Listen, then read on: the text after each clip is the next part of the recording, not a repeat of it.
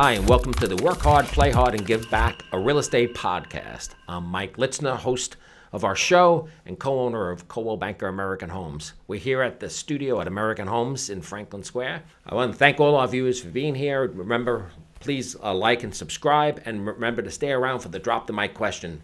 I have the pleasure of having my business partner of over 36 years, the co-founder of Coldwell Banker American Homes, Tom Gallagher. Welcome to the show, Tom. Thank you, Michael. Okay, just so you know, it's 36 years, 6 months, and 7 days. So We're counting. Yes, I've been counting for a long time. Yes, exactly. It's one of the things you do, right? Yes. He likes to count. So, our anniversary, April Fool's Day, right? Officially. Yes. So, which is that we always say it's telling. So, obviously, we made it over 36 years. People say it's more of a marriage, so to speak. Well, we've been together longer than most marriages. So, what do you think has been the key to keeping our partnership strong and together for all these years? It's an excellent question.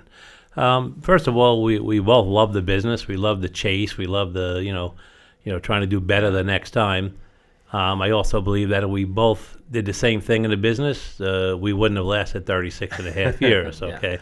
Someone would have died. Yes, okay, and, I was rooting for it to be you, but okay. Thanks. But no, okay, you've always been the guy to go out there, you can't sit still and run out and, try to find the next new adventure or the next new acquisition or, what we can do to make things better. And I always stayed behind and, made sure we had the financial ability to do so. Or Okay. stability. And we've always did the mommy daddy thing also, okay, where, Right. We do a lot of nice things in the company and, we it's about family, okay. You and I are family with the brothers that, that we didn't know that we missed, but apparently we did. We've said in the past where both of us have lost a brother. Right, right. And God sent each other to replace them. So I still believe that to this day. Yeah. So, between that and, the fact that, we just both don't like to lose. Okay. Yeah. It's, we'll both find different ways to get there, but we do it together. Yeah. All right. And, I know you pick on me and I pick on you. That's true. But nobody else better pick on us. Okay. So it's, it's been good. It's brothers that, got together and turned something small into something special. Yes. So, Tommy, you've always had this unique ability to deep dive into numbers and financials, and at the same time manage to balance that with building close relationships with agents and community and what have you. How do you balance the two sides of that? Well, first of all, in order for us to be able to be successful and help people, the numbers are important. Okay, but it's not the only thing. Right. All right. Much like when you're a real estate agent and you build your own business, it's usually based on personal relationships. I believe 100% that's the best way to build a relationship with the people in your company. We say family, and we have we're 36 years together, but we also have people with us 33 years, 34 years. We just had an admin leave after 28 years, and it was like a party of family moving away to Florida or something. Yeah. It was, yeah, that's true. We had a dinner. 48 people there showed up for an admin. And she wasn't an admin. She was Debbie. She was family. Yeah. And we have so many people like that. And over the years, that one of the things I love to do, and I send out on our behalf a gift to every baby born in the company that I'm aware of, obviously. Right. So whether they're a new parent or a new grandma or a grandpa, it's the most exciting thing, okay? And we want to share in that, that excitement. Yes, so, exactly. So it just comes natural, I think, to me to try to be personal with, with our people because, what do they always say, right? They don't care what you know until they know that you care. And it's not just a business strategy, it's who we are, okay? We actually do care. Yeah, yeah. Now, it's that right brain, left brain thing. So you have this unique communication style, and then at the same time, though, it's like we always joke about you being a human calculator, right? So have you always had that gift with numbers? I believe it's all the way back to card playing, okay? Yeah. From the 5 years old playing canasta with my mom and my aunts and stuff like that, and knowing how to figure out things. And, Right. It is something that came naturally, but I believe it was cultivated through, playing cards and always playing games and trying to figure things out. And, from an early age, I've always been the guy kind of in charge of that.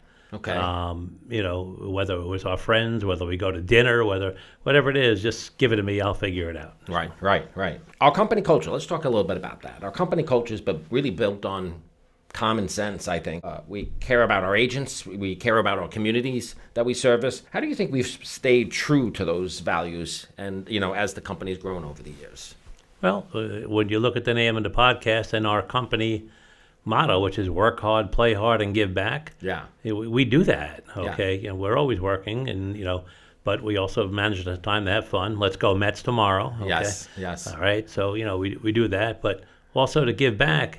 Nothing makes us or me certainly feel better than helping someone in need, okay? I'm sorry that they're in need, but that we have the ability to give back and help them. Yeah. Just through our foundation, the Heart of American Homes, where, we have every office involved, and so many people contribute a portion of their salaries or when they have a real estate closing, just to build up the fund. In the last week, we've helped somebody who had a heart attack and had no health insurance. So somebody passed away in the company, and they didn't have enough money to pay the funeral expenses or whatever it is. Okay, and that they're so grateful that somebody cared about them. Yeah, exactly. So and I think we've instilled that not just in obviously ourselves, but all of our support staff. They get it. They'll let us know if something's happening or somebody could use a hand, or, it's easy to support the little league teams in a town or a soccer event, or, if there's a cancer walk or things like that. They're all important, but helping people one-on-one, that's a real special thing. Both of your daughters both work with us. Obviously, big contributors to our company culture as well.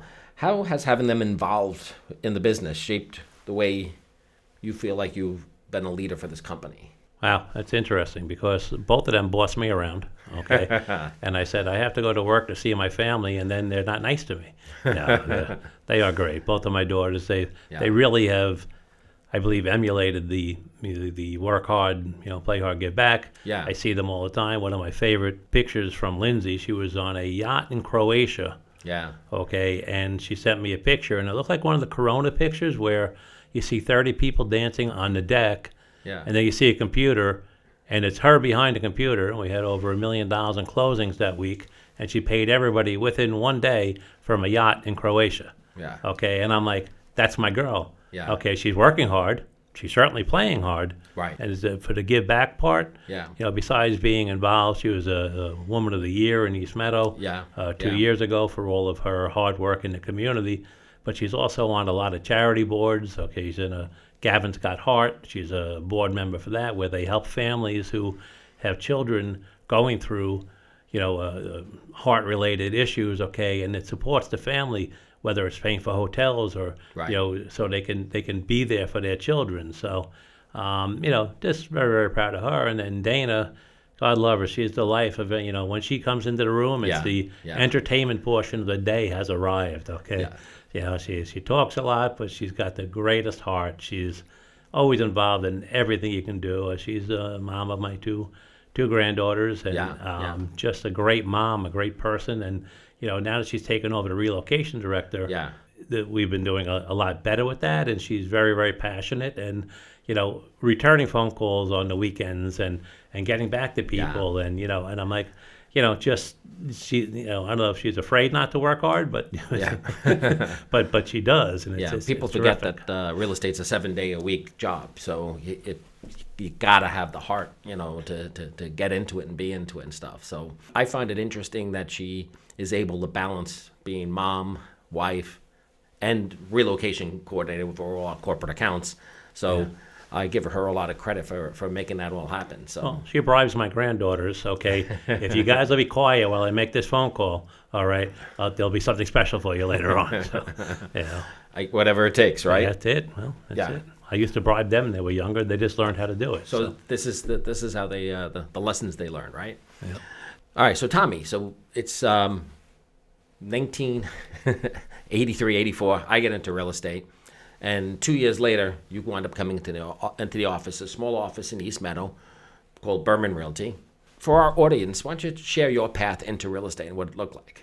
All right. Well, at the age of 21, I got married to the lovely Mary Lou, and 36 years with Mike, but 46 years with Mary Lou. So apparently I'm a keeper, and, they can't get rid of me even if they try. Right.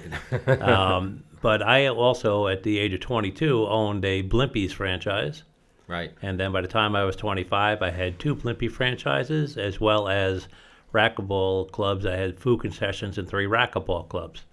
And it was a good business, but it was a lot of time and effort, and you're working with, kids, and the older I got, the more the kids got, annoying, and, who shows up, who doesn't show up, who's stealing. So I decided I'm going to sell all of them except one and try real estate. My best friend's mom owned this small little real estate company, Berman Realty. Yeah. And I said, well, if I'm going to try it, I should try it with them. And I walked in, and, of course, they hired me. And it was really Mike, 2 other agents, they're both in their 60s. Right. Mike was all of 22 at the time, and, I was 29, about probably almost 30. And, it was like, okay, well, he's the only guy that's close to my age I can talk to, and we formed a friendship, and we went out to things together. About 14 months into my being there, my best friend's mom had a stroke, and she needed to sell the business, and That's right. the other couple said to us, well, why don't you guys buy it? Okay, so for the sum of $12,500, Mike and I bought our first real estate office. Yeah. And, from there, it was just him and I and the 2 other agents and a rental agent. And then Mike's sister was our first admin. Oh, that's right. I forgot Right? about that. Yeah, Dottie. Yeah. Okay. And, and then came in, and then Arlene Gregory came in, and she was working part-time. And, Arlene's part of our story, where she was with us, and still with us, okay, but, we're just retired last year, but having been with us for almost all of the 36 years. Yeah. That's pretty impressive, I think, on her part for putting up with us for 36 years. Yes. Yes. So that was it. And then about 5 years in, we went from one location to another location. And then we bought our first building, okay, in Right. in In East Meadow. in East Meadow in 92.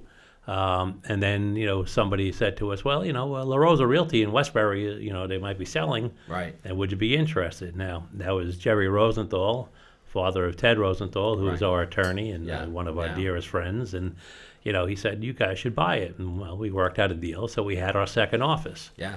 Mike and I flipped. Who got to go to Westbury? He lost. So, he went to Westbury. But it turned out to be the best thing. Yeah. First time we were separated, Yes. right? Yes. Because you're going back to the first building we bought. We actually shared an office, and our desks faced each other. I was like, I always used to joke that he had a better view than I did.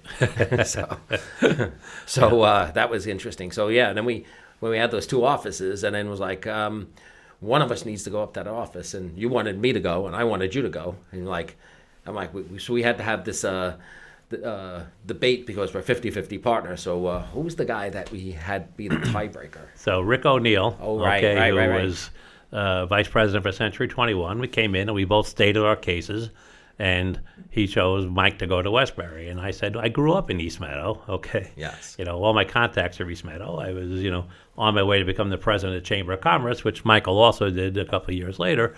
But, I was an East Meadow kid. I grew up, I just went to my 50th high school reunion. Most of them, had graduated. I didn't, but I went anyway. No, obviously kidding, but, a lot of fun. I was East Meadow, and it was the right choice. Then a few years later, there was the other Century 21 in town. Right. Actually, to go back a little bit, we were independents at that time. Homes America Berman Realty, a small little local franchise. Right. We switched to Century 21 in 1995. And then, so we had the 2 offices, both of them Century 21. Right. And American Homes came from, Right. took the words We were Homes America. America. We had to, change the name, right? Yeah. That was Evelyn Murphy, God rest her soul. She said, well, why don't you just make it American Homes? And there you go. Yeah. Also crucial back in the days when there were phone books, okay, Right. and you look things up, Century 21 American Homes came first before Century 21 Art Kaufman, which was the other office in town. Right. Okay, 3 years later, we bought that office. Right. Okay, That was our third office, and from there, it rolled on. We took over another office in Baldwin, and then we opened up our first startup in Merrick. Right. Then we went and we opened up in Jamaica, which is now our Fresh Meadows office. Wow. So, and it kept rolling. So we quickly went, from 6 to 7 to 8. Our first partnership, a Wantor, where we became partners, but the managing partners with another couple of guys, Don Scanlon and Al Cornella. Right. And that was in 2005, and 20 years later, we're still partners with them. Right. Okay. Exactly. 2007, we added 5 offices under that same arrangement. That didn't work out so well because that was 2007. Yeah. October of 2007, the market went crazy, and for 3 years it was brutal. The one thing I'm very proud of with Mike and I is, though, that every time there's been a down market, we've survived and came out stronger on the other end. Very much so. And that's part of his perseverance and my knowing how to budget and, the balance. Pay things. And it's been the history of us. Yeah. Is that okay?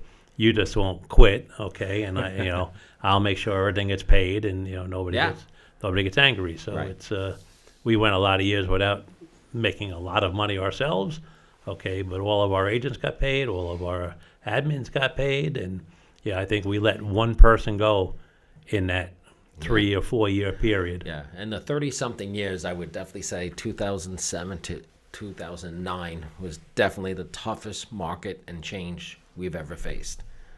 Would you agree with that? Without a doubt. It was, I'm noted, and I'm very proud that our November rents that are due now, okay, today's October 7th, all the checks are written already. And while I'm away on vacation, I've already told my admin to send these out on the 15th. They'll always be a couple of weeks early. During that period of time, I would put dates on the envelope when we had to send them out so they'd be in on time. Yeah. Okay, and I would just, all right, this one's got to go out on October 5th. All right, this one's October 8th. Hopefully we have a closing between now and then. But we did it, okay? Yep. We did it, and, once again came out stronger. Yeah, exactly. All right, so Tommy, we've gone through some of the legacy of how our company built. You want to share with them, like, the transition? We went through a huge transition 3.5 years ago from Century 21 to Coldwell Banker. Okay, and I went kicking and screaming. Okay. Yes, you did. Yeah, so we mentioned that we had grown to 13 offices, and we added a couple more, and cut a couple as the situation came about. We were 25 years a Century 21 company. We were honored with the Art Bartlett Cup, which is for basically the top franchise in the country. We were always in the top 10 or 15 as far as production, and we attended everything, and we had so many friends in there. And then the opportunity came for us to take Coldwell Banker's corporate offices. We're NRT.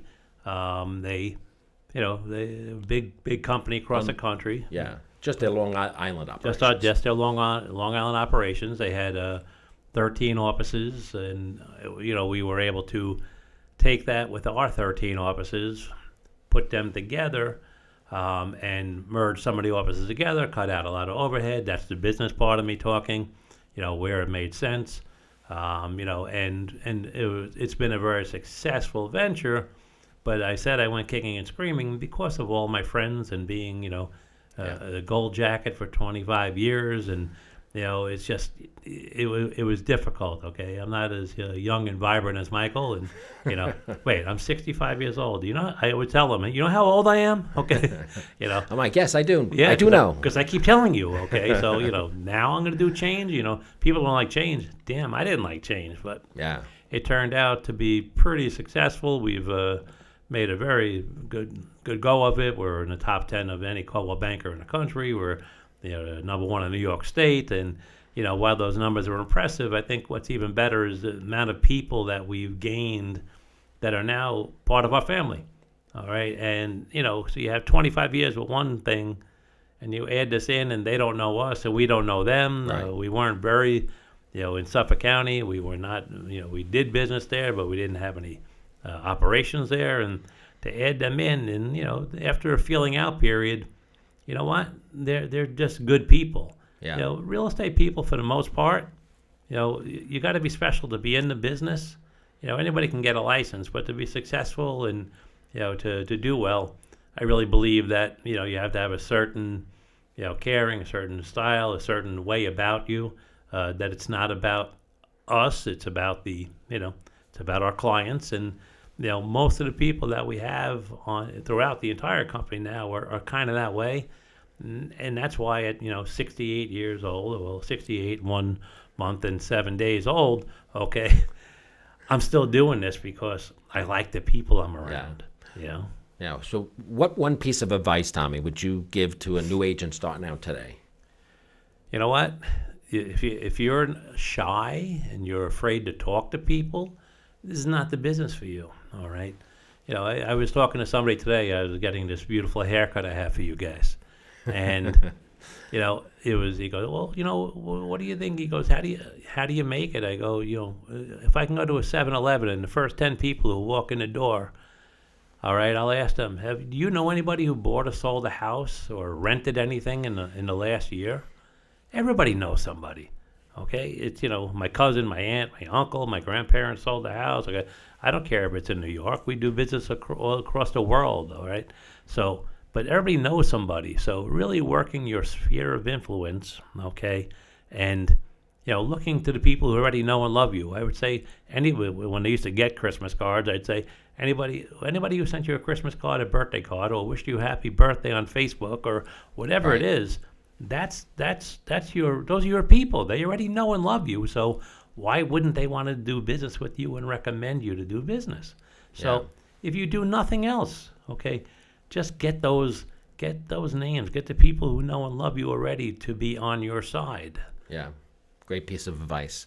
Great piece of advice. They always say referrals happen by design, not by accident. So Sure. So and do a good job. Yeah. Okay.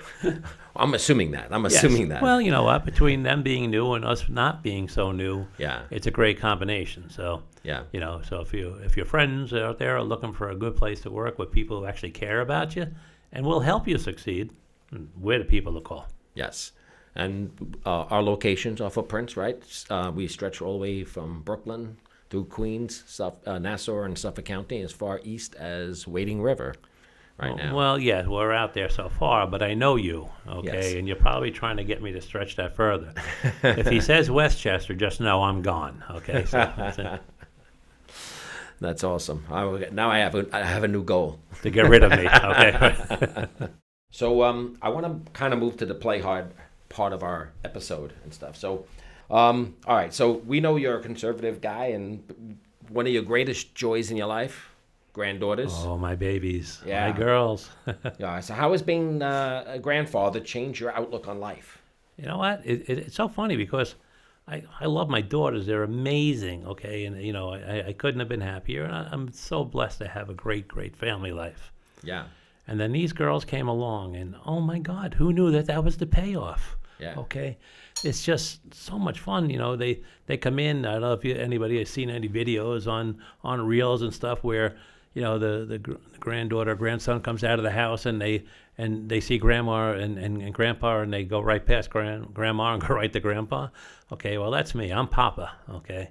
And, you know, it's all about Papa, and I wonder what Papa's doing, and can we call Papa now? And, you know, it's just terrific, okay? I love, you know, Mackenzie, my 7.5-year-old, just fills my heart with joy. She's actually Michael. She's very, very energetic and bouncing all over the place, and, you know, and just doing, you know, she can't wait. Okay, finish what you're doing before you get to the next thing. I can't. I got to do it. Okay, you know. And then my 4-year-old Addison. Oh man, she's all about Papa. We have breakfast every morning.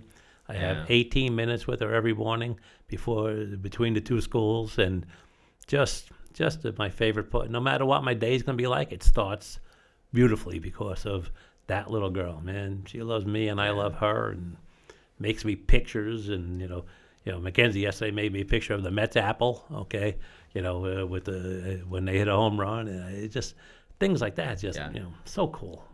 All right. Well, there's also the other thing when you talk about Papa, it's papa.com, right? So Well, yes, both of my daughters and my wife both call me Papa.com. The .com is for cranky old man, which I don't think is very nice. Occasionally accurate, but still not very nice. Okay, I'm nothing but nice to them. Okay. there you go. So you're a diehard Mets fan. You love to sing. You love to tell jokes. All right. Let's say you had one night and you had to choose going to a Mets game, hitting a stage for karaoke, or standing on stage performing comedy. Which one's calling your name? Wow, that's a yes to all three. Okay, we can probably work that out. Yeah, I love telling jokes. Okay, and the Mets, they'll break my heart. Okay, but a good audience for me telling jokes, that's definitely what I would go for. There we go. Even more than singing, though. When no one else can understand me, when everything I do is wrong. Right. Well, my singing, I can do 3 or 4 songs and then my voice will give out. But jokes, they're never ending. We're debating whether or not we want you to tell a joke on this episode or not. We've shared plenty of personal experiences together over the years, including drinking vodka, playing blackjack, and playing golf. You want to share a memorable experience about one of these? And more important, which one do you think you're best at? Okay, once again, hitting on all my hot spots. Okay? Yes, exactly. I'm an avid golfer, but not a very good one, so we'll leave that out. Okay. And drinking vodka, while it's something anybody can do, we tend to do a little bit more of it when we're together, so I think you're the problem. Okay? I might be. But blackjack is about numbers. There you go. Okay, and the probability, and trying to teach people on the table that yes, you have to hit on a 16. Okay, Right. even though there's only 5 chances it's going to improve your hand. Okay, you might break. However, the chances are the dealer is going to do better than that. So and just the probability of it is really what gets me. And if I lose 4 hands in a row, I'll say ha ha ha, ha, because that means I'm going to win 4 hands in a row next. Right. Okay, Right. so it's just and that we actually do pretty well considering that it's a house game. Correct. If you follow the right system and you do it, and then once again it's numbers. So Yep. so I think blackjack. All right. For our audience, officially, Tom's the one who actually taught me how to play blackjack. So we play the identical system here every time. So And if I may add, okay, I taught him, and yet he's a much crazier gambler than I am. Okay, he bets a lot more money. You know why? Because I'm the guy that holds on to the money, and I got to make sure we have enough, and I have a system, and I don't want to do anything that would take away from my kids. And Mike's just crazy. So you're giving my secrets away. Let's pivot a little bit to giving back. We started talking before about the Heart of American Homes, right? It's a passion. It's a foundation that's tax exempt, but we've put together to serve our communities and to help people. So officially you're chairman of the board. You want to share a little bit more about the foundation, the Heart of American Homes Foundation, with our audience? Sure. Okay. Well, actually, Mike and I, we've both been in Kiwanis, okay, for probably 35 years now. Yeah. And it's been a passion for both of us. We run a golf outing each year in memory of our dear friend Steve Eisman. Yes. Passed away. It's almost 9 years now, and Wow. it still breaks our heart every day. But we run a golf outing that used to raise about $10,000 or $12,000. We raise almost $40,000 a year, each year now in his memory. He's the one who got us involved in Kiwanis in the first place, and now that money goes to send kids to camp. 30, 40 kids a year go to camp that would never have that opportunity otherwise, as well as food baskets and helping kids and scholarships. And, so that money goes a long way helping people just in the East Meadow community. And from that, the ability to give back, and we do enjoy it. We both of us took our children, and Mike still actually does the food baskets, okay, where, he gets all the names together, sends people out, where, groups them together. We're serving, about 120 families every year, and Mike sends everybody out, okay, which direction, these 4 houses are together, or, wherever it can be. So, we both of us can't give a lot of consistent time, but if you give us a project, it's just another thing that we do. And I'm very proud of when our children were younger, we would take them with us to deliver the food baskets because they've led pretty good lives, and I'm very proud of that. but they should see that not everybody has that opportunity. Yeah. And I really believe it's what set all of them on the way to be the good people that they are today. They're not just, successful and happy, but they all contribute back to the community in different ways. Yeah, So, very much so. you know what? So you want to talk about how proud we are about business? I'm not as proud about business as I am as about the families that both of us have been able to raise. Very much so. But so Kiwanis set the tone. But then in the company, we were always big with Easter seals with Century 21. We were one of the top 5 fundraisers in the entire system for many years, and we enjoyed that. When we became Coldwell Banker, the St. Jude's, and we're very, very active in that. However, our people, when we tried to get them, our people, I mean our agents and our employees and everybody, they said that's great, but we don't get to see the results of that. We know we're helping, Right. okay, but we don't see the results, and they wanted to do something more localized, which gave us the impetus. We're part of a brainstorming group where quite a few of those companies have their own foundations, and we decided to start our own, the 501c3. And it's just been, it really has been my passion, and as well as Mike's, obviously. Just being able to help, okay, we've had so many sad situations where there was nowhere else to go but us, okay, and even some people in the community, the local church has a St. Vincent de Paul, and they don't have a lot of money, they'll call on us to help somebody in the community, and you know what, we're happy to do it because this is what we've been raising the money for. Yeah. What do you consider your favorite Heart of American Home story? Wow. Once again, there's a lot of, this is something we're giving people in need. Yes. However, we've had an admin in our company who got, through a comedy of errors, nothing funny about it, didn't have insurance and didn't, have the ability to, to pay for what was going to be needed.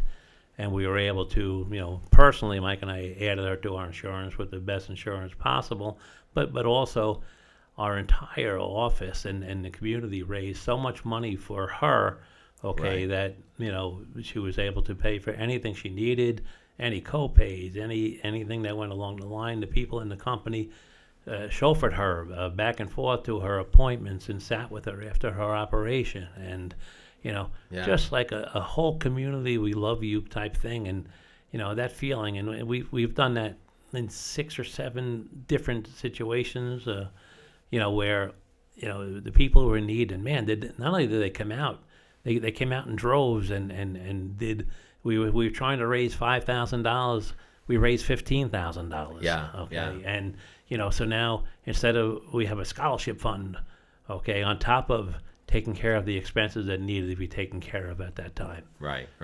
So is there one favorite one? It's not a favorite one because it's usually a sad thing, but damn am I proud about our people and and ourselves. Give ourselves a little pat on the back because if Mike and I fund quite a bit of it, but so do the agents, and we do a couple of fundraisers. And what's your favorite fundraiser? Well, okay. Well, you know what? They had we did a comedy night. That was good, okay. But the night at the races, I think, is everybody's favorite. Yeah, that's a blast. We get on the little wooden horses and hop around, and and they get excited, and then we try to outbid each other to buy a horse, and it's a lot of silliness. What did we net on just one of those fundraisers? Didn't we net like over $20,000? Yeah. One of the first times we did it, we raised $27,000. Yeah. Okay. That was a great night. And they had fun. Yes. Okay. It was they a had blast. fun. Okay. It was actually we were supposed to do one coming up, and the hall won't allow us to do it anymore because of they got in trouble with the state for doing gambling. I don't think it's gambling; it's fundraising. But it's fundraising, yeah. So we're looking for a new venue. But look, we'll be here soon, and you guys have a lot of fun. It sells out early. We get over 250 people normally. Yeah. Everybody contributes. Every one of our offices gets together and contributes a basket. So I like that too. It's not just Mike and I or just the board doing it. It's the entire company. They get together. They do lottery trees. They do Italian things. They do wine baskets. They, and they have a lot of fun doing it. A little flavor from their area. It's team building. It's but it's also life building.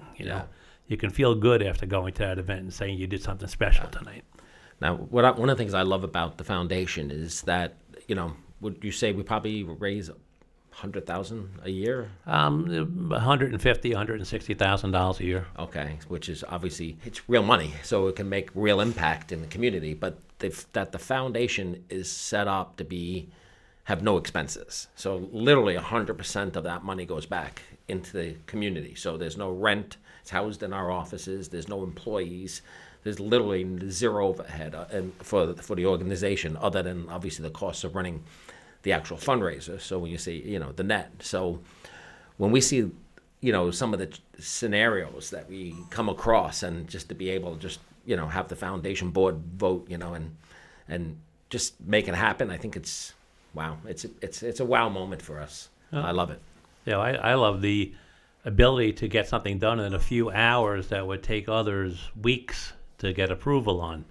We have our board, we have our executive committee, and it's great. What Michael said about, everybody's doing this, not for free, because, they're taking their time and their effort and obviously contributing money, but they're giving from their heart.